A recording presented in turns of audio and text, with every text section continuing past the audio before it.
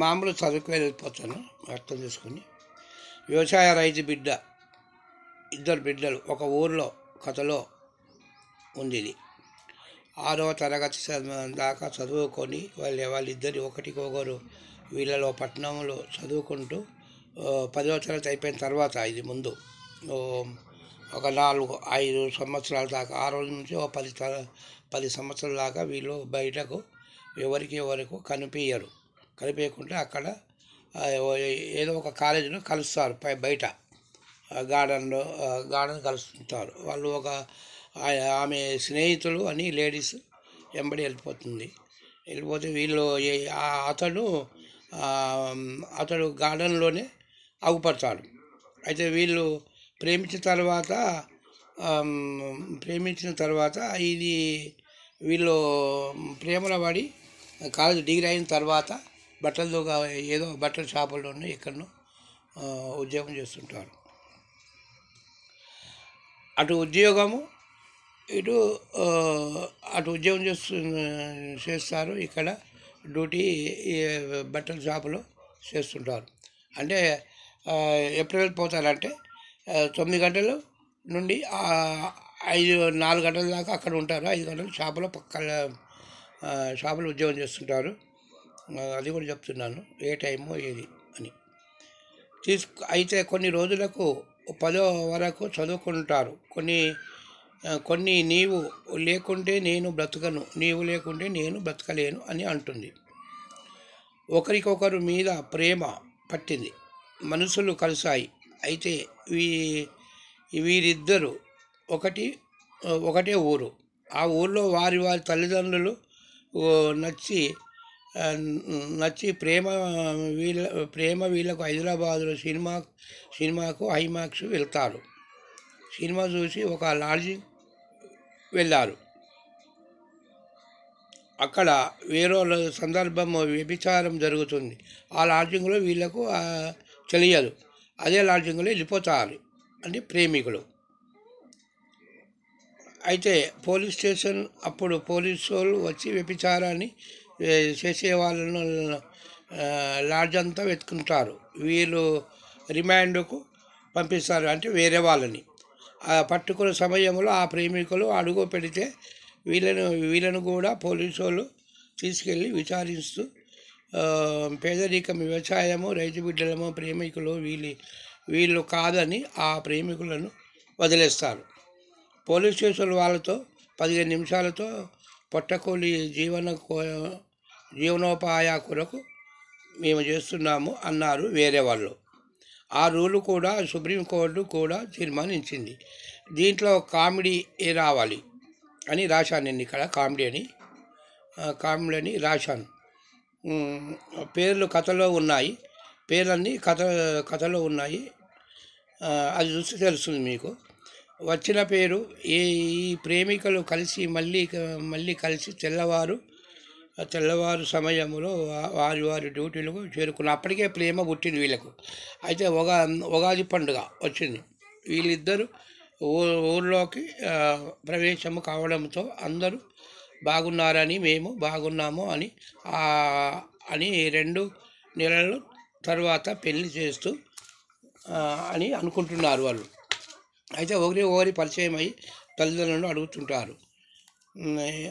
అందరి పిల్లవాడిని నేను స్టోరీలో ఉన్న పిల్లను కూడా అడిగారు. ఒకరు చూసుకుంటూ నవ్వుకుంటూ నాకు ఇష్టమే అన్నారు. అంటే ఆ పెద్ద మనుషులు ముందు అడుగుతారు, పెద్ద మనుషులు వాళ్ళ తల్లిదండ్రులు కుటుంబాలు. అంటే నాకు ఇష్టమే, నేను మేము ప్రేమలో దిగాము, నాకు వాళ్ళు ఇష్టమే అని ఒకరికొకరు అనిపిస్తారు పెద్ద మనుషుల ముందట. అది జరిగింది. పిల్లల్ని నేను చూసుకుంటానని వేరేవాడు కోరడంతో ఆ అమ్మాయి ఒప్పుకోదు. చాలా గొడవ. ఊరంతా అబ్బాయికి నచ్చితేనే పెళ్ళి అన్నారు. ఫుల్ ఫైటింగ్, అక్కడ ఫైటింగ్ ఉంటుంది. ఎందుకంటే వేరే వాళ్ళు ఈ పిల్లని నేను చేసుకుంటాను అని అక్కడ గొడవ పడతారు. వేరేవాడు కత్తిలతో గొడవ పడవచ్చు. ఏది ఉంటుంది, మన డైరెక్షన్ ఎట్లా చేస్తే అట్లా పెట్టుకోవాలండి. నేను నేను పెట్టాను. పాత్రలు మీరు కూడా మిగతా పేర్లు పెట్టుకోవాలి. Touch four love jump. అదే దీనికి మనకు పేర్లు కొన్ని పెట్టాలి. హీరోని మిగతా బృందం ఉంటుంది కదా, ఆ బృందానికి పేర్లు పెట్టుకొని మనము సినిమా తీసుకోవాలి. కామెడీ రాసుకోవాలి. దాంట్లో కొంచెం ఫైటింగ్ ఉంటుంది. ఇగో ఇది కథా అంశము. అది మొత్తము డీటెయిల్గా సీన్స్ దొరకాలంటే కథ మొత్తము కథలో ఉన్నాయి. వాళ్ళ పేర్లు, ఉద్యోగం, ఎక్కడ చేస్తున్నారని అన్ని దాంట్లో ఉన్నాయి.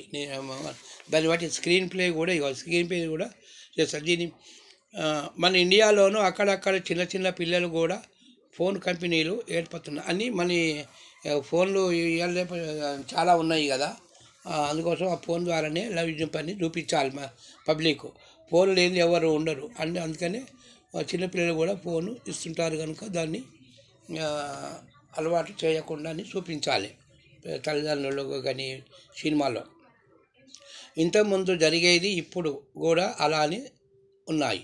చాలా తక్కువ, ఒక 3-4 సంవత్సరాలు కావచ్చును టచ్ ఫోన్ ముందుకు రావడం జరిగింది. చాలామంది అమ్మాయిలు, అబ్బాయిలు ఏదో ఇంత చదువు, ఇది స్క్రీన్ ప్లే రాసుకుంటా మాటలు రాసుకోవాలి. దీనికి ఎంత చదివితే అంతే నీ బుర్ర మంచిగా ఉంటే ఏది వరకే చాలు. చాలా తెలివి మంతుడు అనేసాడు. మీరు చాలా ఉపయోగం పడుతున్నారు. దానికి బాగా మీరు ఉపయోగంగా చేస్తుంటారని ఇది మాటలు స్క్రీన్ పే రాసుకున్న మాటలు స్క్రీన్ ఉన్నది ఇదే. దానికి కొంచెం అక్కడక్కడ నేను స్టోరీలాగా రాసుకోపోతాను. స్క్రీన్ పేలు అక్కడక్కడ తీసుకొని మాటలు రాసుకోవాలి. అంత మాటకు ఎందుకని నేను సిటీ హైదరాబాద్లో ఎక్కడైనా షాపింగ్ హాల్ ఉంటాను అని చెప్తా. ఈ సిటీకి అయిన తర్వాత వాళ్ళు అనుకోవాలి ఉద్యోగం ఏదైనా చేసుకోవాలి. ఈ హైదరాబాద్ ప్రయాణం సాగాలి. ఇలా అలా హైదరాబాద్లో మంది జీడిమడ్ల, జోజిడిగుట్ట, భువనగిరి, జనగాం, మెదక్ ఇన్పోతే సిటీ బస్సులో చాలామంది 10 సంవత్సరాల పాటు జీవించి కూలి పని చేసుకుంటూ చదివిన వారంతే, చదవని వారు అంతే. షాపింగ్ ఒకటి కంపెనీలు కూడా డ్యూటీ ఎలా చేరుకున్నారు. అది వీళ్ళు కాలేజీ కొరకు, డబ్బుల కొరకు వీళ్ళు ఇది కష్టపడి ఒకరి మీద ఎందుకు ఆధారపడాలని వీళ్ళు ప్రేమికులు డబల్ డ్యూటీ చేస్తుంటున్నారు. ఓ పక్క షాపింగ్ హాల్, ఓ పక్కనేమో చదువు. అదే మొత్తం అన్ని డీటెయిల్గా ఉన్నాయి. కథలో అన్నీ ఉన్నాయి. ఈ కథలు కూడా ఉన్నాయి. కథలు మొత్తం చూసి 25 పేజీ చదవాలని మనము అక్కడ స్క్రీన్ పే పెట్టుకుంటా, స్క్రీన్ పేలు ఉన్నాయి దీంట్లో రాసుకుంటా పెట్టాలి. అసలు కథ అది సంగతి. ఇది నిన్న ఫోన్లో కనిపించలేదు కాబట్టి నేను ఇది తీశాను, ఇది మాట్లాడాను. ఎందుకంటే వీడియో ఎక్కువైతే కూడా డిలీట్ అయిపోతుంది. అందుకోసము మీకు ఇక సాంగ్స్ కొంచెం ఒక గంట తర్వాత పంపిస్తాను. సాంగ్స్ కూడా ఒక 2 పాడి పంపిస్తాను. నమస్కారం. ఈ వీడియో అయితే చూడండి, నాకు మెసేజ్ పెట్టండి. సార్ నమస్కారం.